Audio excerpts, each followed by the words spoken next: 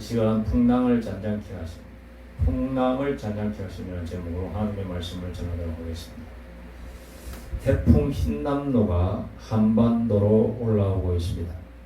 화요일 오후 3시쯤이면 부산 북동쪽에 이제 지나간다, 북동쪽을 지나간다라고 예보가 되고 있습니다. 부산 경남 지역에 많은 비와 바람이 불 것이다. 풍랑이 일 것이다. 그야말로 비바람이 몰아칠 것이다. 이렇게 예보가 되고 있습니다. 시설물 관리 잘 해야 되겠고, 그리고 또 활동하시는 분은 비바람, 특히 바람에 날리는 구조물에 다치지 않도록 항상 경계하고 조심히 다녀야 되겠습니다. 성경을 보면 예수님의 능력이 몇 가지가 나옵니다. 물론 예수님의 능력에 대해서 이거다라고 규정할 수는 없지요. 하지만 예수님의 능력을 크게 몇 가지로 나눌 수 있다면 3가지로 나누면, 첫째는 치유의 능력입니다. 병 고치시는 능력.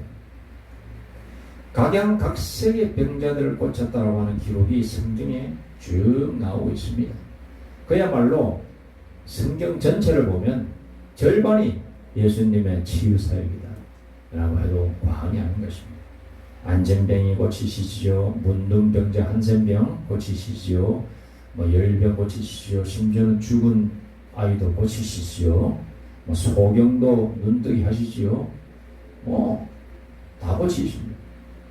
심지어는 심리적 치료까지 하시죠. 심리적 치료. 우물가의 여인을 만났어요. 그 우물가의 여인에게 네가 남편이 5인데 너의 남편은 누구냐? 그렇게 하면서 그 마음의 핵심을 찔러서 이렇게 치유하십니다. 예수님은 치유의 예수님이신 것을 성경을 통하여 우리는 발견할 수가 있는 것입니다. 두 번째는 뭐냐? 예수님은 말씀의 재해석자의 능력을 가지고 계신 것을 발견하게 됩니다. 바리새인들과 사두개인들과 싸울 때에 모세의 율법에 어긋나느냐 어긋나지 않느냐 그거 가지고 한두 번 싸운 게 아닙니다.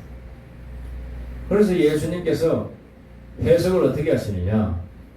율법보다 인자가 먼저다 이렇게 말씀하십니다. 그리고 모세의 율법이 그렇게 한다고 하더라도 사람이 죽는다면 무슨 소용이 있느냐? 사람을 일단 살리고 가야 된다. 이런 쪽의 재해석을 하십니다. 그러니까 법보다 사랑이 우선이다.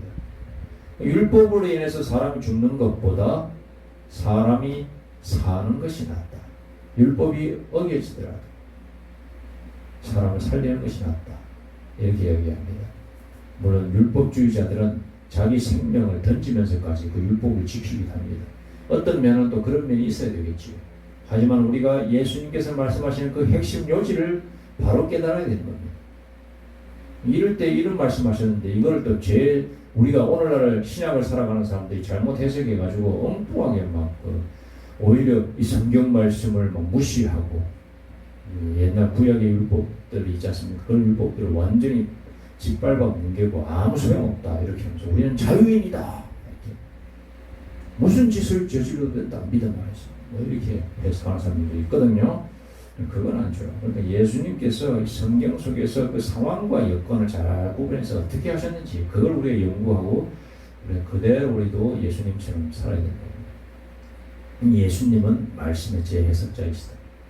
그리고 오늘 본문에 나타나듯이 예수님은 믿지 않는 사람들이 말하는 스스로 나타났다라고 하는 영어로는 네이처 이 즉 자연을 통제하시는 모습이 나오고 있는 겁니다. 자연을 통제하십니다. 예수님의 능력, 치유의 능력, 말씀 재해석의 능력, 마지막으로 세상 사람들이 믿지 않는 자들이 말하는 네이처, 자연, 이 자연을 통제하십니다. 자, 자연이라고 하는 말의 단어적인 의미는 이렇습니다. 사람의 힘이 더해지지 아니하고 세상에 스스로 존재하거나 우주에 저절로 이루어지는 모든 존재나 현상 상태를 말한다. 또 다른 쪽으로는 사람의 힘이 더해지지 아니하고 사람 힘이 더해지지 않아요. 저절로 생겨난 산, 강, 바다, 식물, 동물 이런 존재들을 가리킨다. 가르친다. 가르친다. 예. 가르친다죠. 존재를 말한다. 이렇게 이야기하고 있습니다. 여러분, 예수님이 한 인간이라면 스스로 일어난 우주, 산, 강, 바다, 동물들 통제하실 수 있을까요?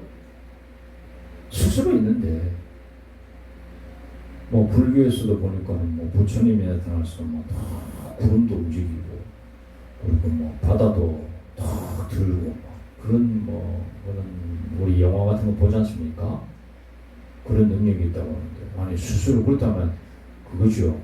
움직일 수 있다라고 하는 거는 그걸 자기가 만들었기 때문에 움직일 수 있는 거예요. 스스로 있는 존재들인데 어떻게 그것에 대해서 순종하고 복종하는 겁니까? 움직일 수 있는 능력이 없어요. 근데 예수님은 오늘 말씀해 보니 그렇게 하신단 말이죠. 자, 예수 26절 말씀에 풍랑이 이제 이렇게 예수님께서 배를 타시고 갈릴리 바다, 갈릴리가 호수가 굉장히 넓습니다. 반경이 10km. 이쪽에서 보면 저쪽 끝에 안 보이는 거예요. 그만 그래서 갈릴리 바다라고 이렇게 표현하는 거예요. 실상은 민물 호수입니다. 큰 호수죠. 하지만 바다처럼 느껴진다. 당시 사람들에게는 바다라고 이야기하는 거예요. 자, 그 배를 타고 쭉 가시는데 중간에서 풍랑이 이런 거예요. 비바람이 몰아치고. 자, 바람이 일어나면 어떻게 되죠? 파도가 일기 시작한 거죠. 이 예수님은 어떻게 하느냐? 누워서 주무시고 계십니다. 거기에 함께 타고 있던 제자들이 있어요. 자, 예수님은 주무시고 계시고 배가 휘청휘청거리니까는 제자들은 잠을 못 자는 거죠. 근데 예수님은 천하태평 주무시고 계신 거죠. 그 상황에서도 주무시고 계신 거 보니까 예수님도 한번 자리에 등을 대면 잘 주무신 분이라고 하는 것을 우리는 판단할 수가 있습니다.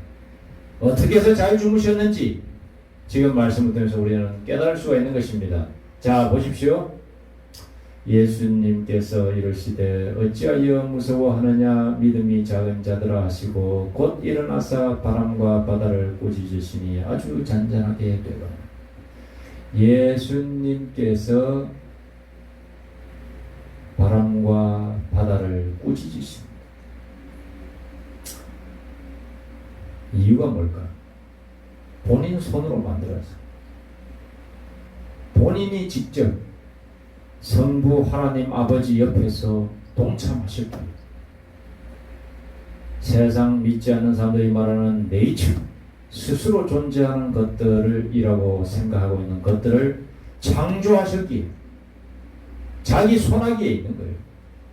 예수님께서는 그래서 주무실 수가 있는 거예요. 마음이 평안한 거예요. 동요가 없습니다. 마음에 동요가 없습니다. 태풍 흰남노가 이제 올라오는데 어제 뉴스에 보니까 단감 재배를 하시는 분 인터뷰하는 걸 봤습니다. 자, 이 태풍 흰남노가 강력한 태풍이라고 그러는데 이제 대책이 있으십니까? 라고 딱 인터뷰한 거예요.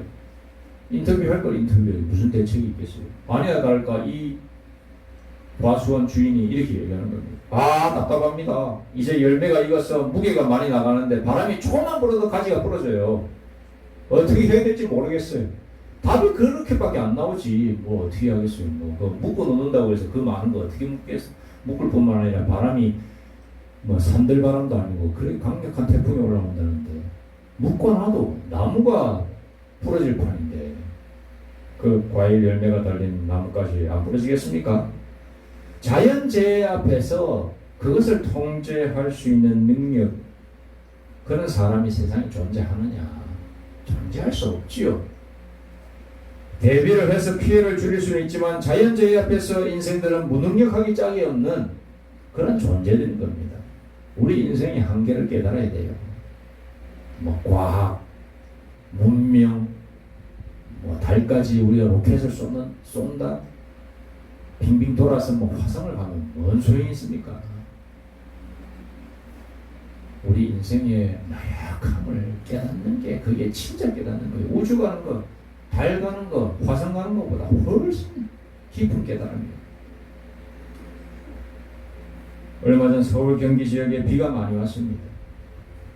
특히 강남 지역에 이 배수가 잘 안 돼가지고 그 지대가 낮다고 하죠. 배수가 안 돼가지고 피해를 입었는데 피해를 입은 사람들이 또 돈 없는 사람들, 반지하에 사는 사람들이었어요. 심지어는 물이 갑자기 들이닥치니까는 몸만 빠져나온 사람들이 부직이시고 그 중에는 빠져나오지도 못하고 돌아가신 분들도 계세요. 빗물이 급격하게 몰아친 속수무치. 자연, 쉽게 말해서 자연의 힘 앞에서, 자연재해의 힘 앞에서는 할 수가 없는 거예요. 하나님의 이 창조 세계, 이 세계가 얼마나 무서운지 모릅니다. 하나님께서 손목을 꽂으시면 자연의 힘 앞에서 인생이라는 존재는 하염없는 나약한 존재들이다. 제가 신학교에서 배운 가장 귀중한 지식이 무엇인가라고 생각, 무엇인고 하니 예수님의 정체성에 대해서 배운 거예요. 첫째, 예수님의 정체성, 인간적 정체성, 인간의 정체성. 두 번째, 예수님의 정체성, 하나님으로서의 정체성.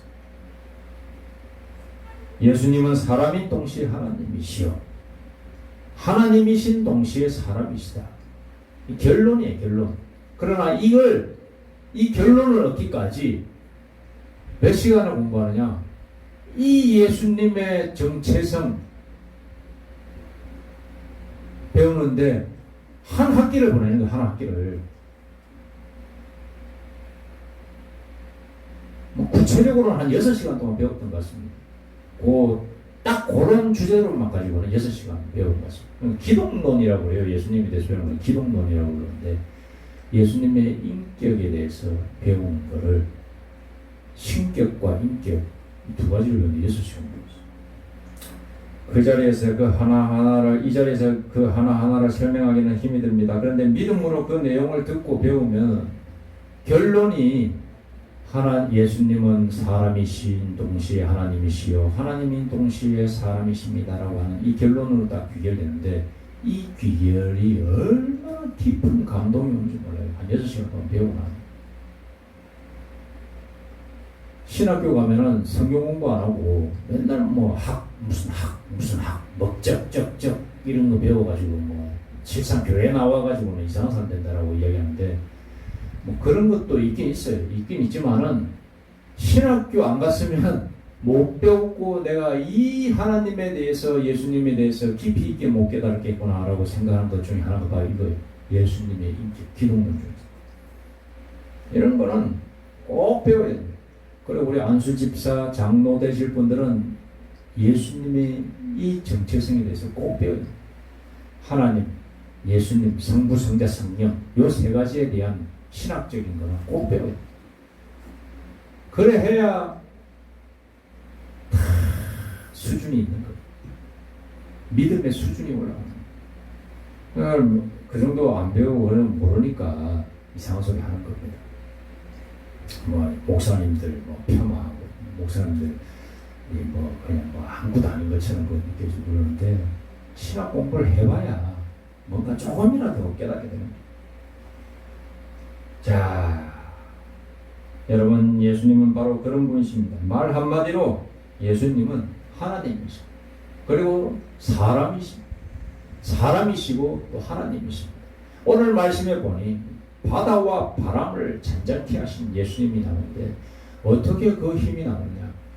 하나님께서 세상을 창조하셨으니 그 창조에 그 옆에서 동참하여서 하나님으로서 같이 함께 하셨어요. 예수님. 자기 손아귀.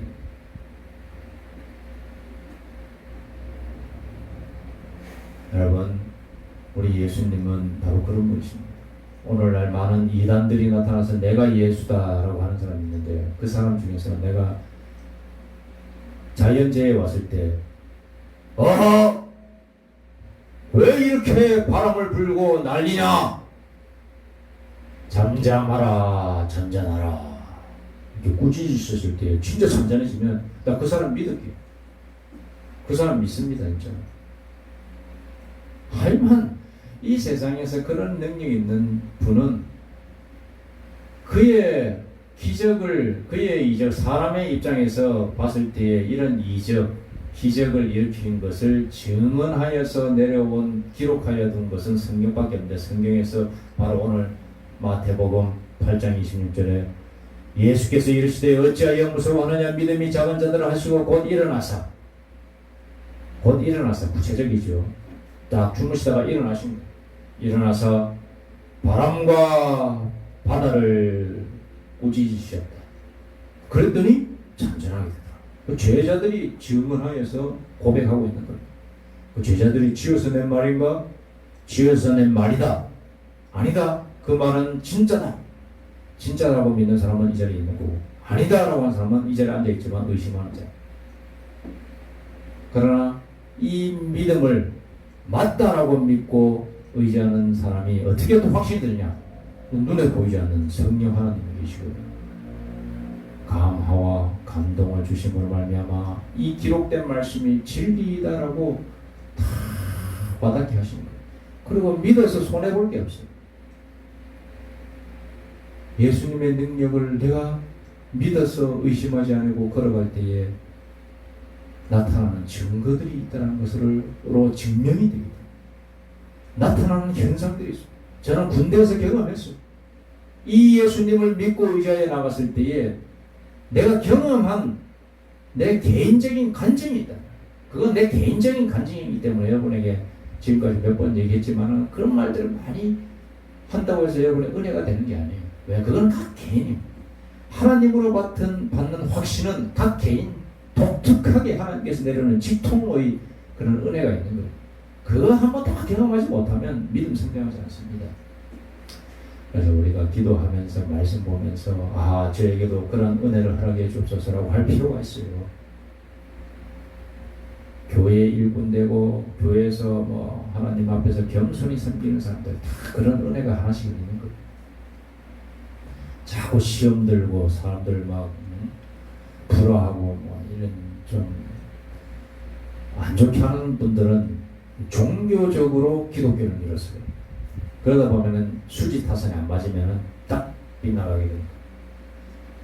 네, 여러분, 우리 모두는 이 하나님의 능력을 믿사오니 저에게도 이 능력을 경험하게 하여 주옵소서라고 기도하면서 나아가신다. 하나님께서 때가 되면 그 순수한 믿음을 가진 자에게 그러한 은혜를 경험하게 될 복을 주실 줄로 믿습니다. 오늘 풍랑을 잔잔케 하시고 본인이 직접 만드셨으니 직접 잔잔케 하시는 능력의 예수님을 오늘 보았습니다. 이 능력의 예수님 우리가 믿고 살아간다면 결코 손해가 없습니다. 우리에게는 복이 있고 은혜가 있고 하늘에서 내려오는 큰 축복이 반드시 있을 줄로 믿습니다. 그리고 이미 우리는 받았습니다. 영원한 생명, 영생이요 하나님의 자녀가 되는 특권을 누리고 있는 겁니다. 이것만 해도 되는 겁니다. 우리의 형편이 좋아지든 나빠지든 그런 건 부수적인 그런 거에 집착하지 마시고 내가 하나님의 아들이요 딸이 되었다라고 하는 것에 내 마음을 다 던지시기 바랍니다. 그걸로 족합니다. 하나님 행복합니다라고 가슴 속에서 우러나오는 그런 깊은 신앙인이 되시기를 간절히 소망합니다. 기도드리겠습니다. 하나님 아버지 감사합니다. 풍랑을 장장케 하신 우리 예수님의 능력을 보고 있습니다. 예수님은 하나님이시요 사람이십니다. 사람이시요 하나님이십니다. 진실로 이 세상을 창조하신 하나님의 아들이십니다. 그리고 하나님이십니다. 하나님께서 이 세상을 창조하실 때에 같이 계셨고 같이 동참하셨고 같이 역사하셨습니다. 하나님 성령님 우리의 마음을 강하게 하여 주시옵소서. 이 귀한 신앙에서 벗어나지 않게 하여 주옵소서. 예수님의 이름으로 기도드립니다. 아멘.